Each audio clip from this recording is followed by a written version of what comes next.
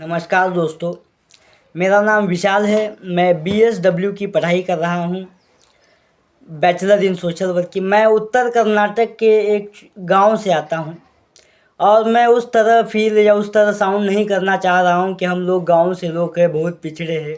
पिछड़े तो है, कर्नाटक का जो सबसे पिछड़ा ज़िला है बीदर, वहाँ से हम आते हैं, उसी रीजन से हम आते हैं। महाराष्ट्र से हमारा नाता है, महाराष्ट्र से हमारे परिवार के लोग हैं और महाराष्ट्र कर्नाटक का सांस्कृतिक नाता भी है। बहुत सारे जो पूरे देश में अलग अलग चीज़ें हैं, अलग अलग खासियतें होती है। इस वीडियो को आज जो मैं आपको बताना चाह रहा हूँ, इस वीडियो के सहारे जो मैं आपको चीज़ बताना चाह रहा हूँ, आप मेरे गांव के दोस्त थे वो भी इस वीडियो को पूरा देखें और जो मेरे शहर के दोस्त थे वो भी देखें और जो लोग मुझे नहीं जानते हैं वो भी इस वीडियो को पूरा देखें। मैं कुछ अपनी बात, अपना अनुभव, अपना ज्ञान जो मैं अब तक सीख पाया हूँ उसके आधार पर आपसे कुछ बात करना चाह रहा हूँ। हम लोग गांव में हमको बहुत जल्दी ये पता चल जाता है कि हमको दो ही चीज़ें हैं, दो तीन चीज़ें ही जो है हम कर सकते हैं। या तो रोज़गार कर सकते हैं, या खेती कर सकते हैं, या फिर कोई काम नॉर्मल घर बनाने का या फिर जो लेबर का काम होता है वो कर सकते हैं। या तो खेती कर सकते हैं, हम किसान परिवार से आते हैं, या फिर पढ़ाई कर सकते हैं।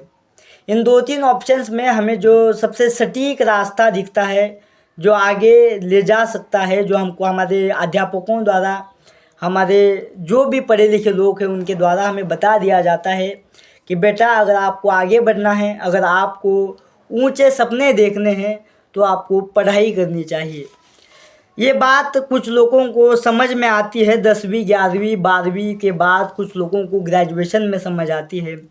मैं तो अभी भी समझ ही रहा हूँ। और कुछ लोग होते हैं, जो कुछ स्टूडेंट्स होते हैं उनको पता चलता है 8th 9th 10th में ही कि हमसे पढ़ाई नहीं हो पाएगी, क्योंकि हमने बचपन से ही पढ़ाई का कोई माहौल नहीं रहा है। स्कूल में पढ़ाई हो रही है नहीं हो रही है कोई फ़र्क नहीं पड़ता है। जाते थे, बैठते थे स्कूल में, मौज मस्ती करते थे और हमें तो कहाँ पता चलेगा, हमने तो देखा ही नहीं, उस पढ़ाई के माहौल में हम रहे ही नहीं है कब। तो इस माहौल से हम आते हैं। हमें जब पता चलता है कि पढ़ाई बहुत एक हथियार है जिससे हम बहुत आगे बढ़ सकते हैं, जब हमें ये पता चलता है तो हम पढ़ने का प्रयास करते हैं और कुछ लोग उसमें आगे बढ़ने की कोशिश करते हैं और कुछ लोग पीछे हटकर खेती किसानी या फिर रोज़गार में, मेरे मैक्सिमम दोस्त लेबर का और अलग अलग तरह के काम करने के लिए पूना, मुंबई, हैदराबाद ऐसे सिटीज़ में जाकर मजदूरी करते, फैक्ट्री में काम करते हैं, या फिर किसी स्टार्टअप्स में। स्टार्टअप्स मतलब वो मत समझिए, मैं नॉर्मल दुकान की ही बात कर रहा हूँ। ऐसे दुकानों में मेहनत मजदूरी करते हैं। मेरे क्लास में, मैं अगर व्यक्तिगत अनुभवों के आधार पर मैं बताऊं तो मेरे क्लास में सिर्फ 2-4 लोग ही है जो एकेडमिक्स में अभी भी ज़िंदा है, जिनकी गारंटी नहीं है। मैं जो बात बोल रहा हूँ इसको थोड़ा ध्यान से समझिए, बहुत ज़रूरी है और दुख दर्दों के साथ बोल रहा हूँ, हमदर्दी के साथ बोल रहा हूँ। मेरे पूरे बैच में 2-3-4 बच्चे ही हैं जो हम एकेडमिक्स में ज़िंदा है। और एकेडमिक्स उस तरह की है कि क्या फ़र्क पड़ता है, कोई सीरियसनेस नहीं है और ना ही कोई उस तरह का माहौल है कि पढ़ना चाहिए, पढ़ाई के लिए प्रेरित किया जाता है। जैसे आपको पता है कि शहरों में शायद होता होगा, हम शहर जानते भी तो नहीं है। मैं यहाँ पर बैठकर शहरों में ये होता है वो होता है बोलने से अच्छा है आज निष्पक्षता से ठीक से आपसे संवाद करूँ। तो यही स्थिति होती है, यही चीज़ें हैं।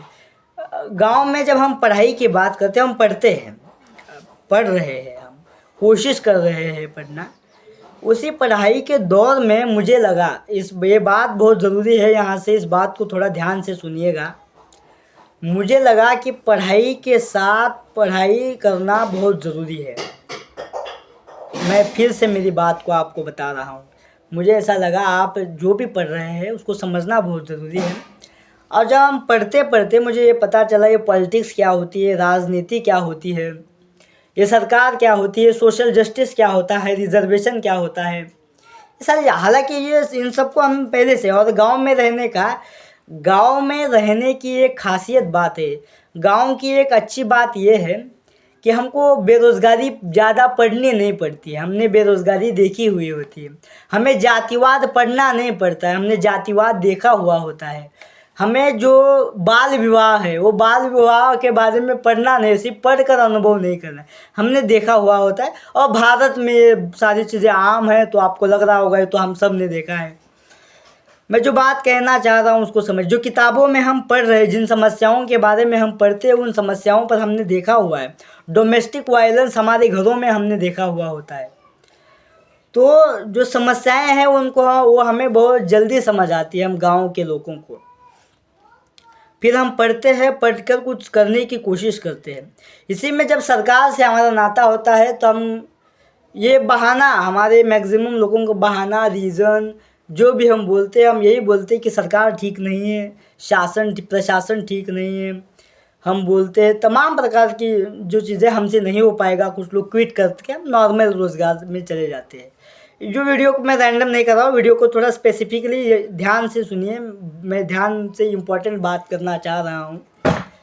लेकिन कोई भी यूनियन की बात नहीं करता है, कोई भी ये नहीं कहता है कि हमारी असफलताओं का, हमारे पिछड़ेपन का, हमारे अज्ञानता का कारण हम तो अपने ऊपर लेने के लिए तैयार हैं, हम लेते ही हैं। हमसे पढ़ाई ना होने का पाने का कारण हम तो मेहनत से पढ़ाई करने की ही कोशिश करते हैं। लेकिन ये सच्चाई है कि हमें वो माहौल नहीं मिला होता है। ये आम तौर पर मान्यता होती है हमारे माता पिता की कि बच्चे पढ़ेंगे उसके बाद खेती में काम करेंगे या फिर कोई रोज़गार करेंगे। ये कोई नहीं सोचता है कि पढ़ेंगे, रिसर्च में जाएंगे, पीएचडी करेंगे, किताबें लिखेंगे, किताबें पढ़ेंगे, शेर शायरियाँ गाएंगे, गाने गाएंगे। ये सारे सपने हमारे यहाँ नहीं होते। ना गाना गाने का फैशन डिज़ाइनर बनेंगे, कोई नहीं है। हमारे यहाँ लड़कियाँ तो मर जाती है का मतलब मैं जो बोल रहा हूँ उसको समझिए। जिंदा मतलब सिर्फ शरीर से जिंदा होना थोड़ी ना होता है। जिंदा होने का मतलब तो जो शेर भी तो है कि वसूलों पे आँच आए तो टकराना ज़रूरी है, अगर ज़िंदा हो तो ज़िंदा नज़र आना ज़रूरी है। अगर आप ज़िंदा है और आप चिल्ला नहीं रहे हैं, गलत पर बोल नहीं रहे हैं, तो आपका जीवन किस काम का। आप अगर ज़िंदा है तो उस ज़िंदा होने को व्यक्त करना चाहिए, उसको बात करना चाहिए, ऐसा मुझे लगता है। तो मैं ये जो कह रहा हूँ, गांव से आने के बहुत सारे फ़ायदे हैं। गांव के जो पिछड़ेपन की बात बहुत होती है शहरों में, बड़े बड़े सेमिनारों में, बड़े बड़े जगहों पर, लेकिन गांव के बड़े फ़ायदे भी। जहाँ इन्वायरमेंट, भारत में इन्वायरमेंट का आपको पता है, गांव में रहते हुए आप खुश भी रहते हैं, समाधानी से, शांति से जीवन जीते हैं। लेकिन ये शांति से जीवन भी उन्हीं लोगों के लिए होता है जिनको ठीक ठाक खाने जितनी खेती है, नॉर्मल। ऐसे भी लोग होते हैं जिनका खेती से काम नहीं होता है। कुछ लोगों के 2 सीजन्स में खेती उपजाऊ होती है, कुछ लोगों को एक ही सीज़न खेती होती है अच्छे से, एक सीज़न खेती होती ही नहीं है। ये मैं क्यों बता रहा हूँ आपको, मैं इसलिए बता रहा हूँ कि आज के समय में हर बार स्टूडेंट पर सारे आरोप थोप देना ये प्रथा बन गई है, ये चीज़ें बन गई हैं। कॉम्पिटिटिव एग्ज़ाम्स की तैयारी करने जाते हैं, आपको पता है पेपर लीक्स की समस्याएं, वो पेपर लीक तक आप वहाँ तक देख रहे हैं जहाँ तक न्यूज़ तक, मैं न्यूज़ तक की बात नहीं कर रहा हूँ। पेपर लीक्स बहुत बड़े लेवल तक होती है। जिनके पास पैसा होता है, जो उनके पास पॉलिटिकल पावर होते हैं, पॉलिटिकल कनेक्शंस होते हैं, वो पेपर ले लेते हैं, देते हैं, मेरिट के बिना भी वो कर जाते हैं। आपको पता है इस चीज़ें, और मेरे पास फैक्ट्स क्लियर नहीं है। एफआईआर वो है जो लीक हुए हैं, जो बाहर आए वो तो है, लेकिन ऐसे एग्ज़ाम्स में जो बातें आपको बाहर नहीं आई हैं वो आपको पता भी नहीं है, वो पता चलने ही नहीं देते, क्योंकि फाइनेंशियल पावर होती है और हम आम लोगों के पास फाइनेंशियल पावर नहीं होती। मैं जो आपको कहना चाह रहा हूँ उसको समझिए। यूनियन किस लिए ज़रूरी होता है, मेरा ऐसा मानना है कि समस्याएं हैं, समस्याएं जब होती है और सामूहिक समस्याएं हैं, सबको एक आना चाहिए, और सबको एक आने के बाद जो पॉलिसी बना रहे हैं उनके खिलाफ बात करनी चाहिए, उनसे सवाल करना चाहिए, और जो भी कर सकते हैं उतना करना चाहिए। और लोकतंत्र में सुनवाई की गुंजाइश तो हमेशा ही है।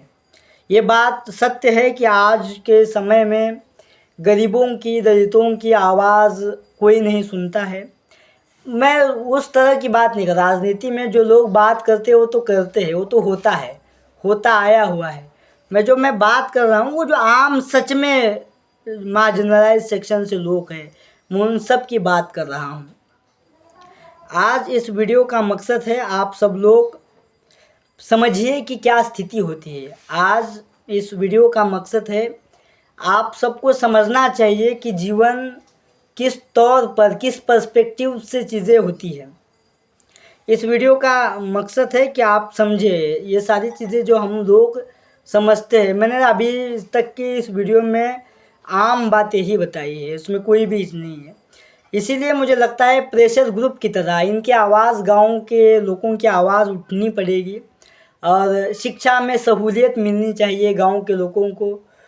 तमाम प्रकार के रिजर्वेशंस बढ़ने चाहिए।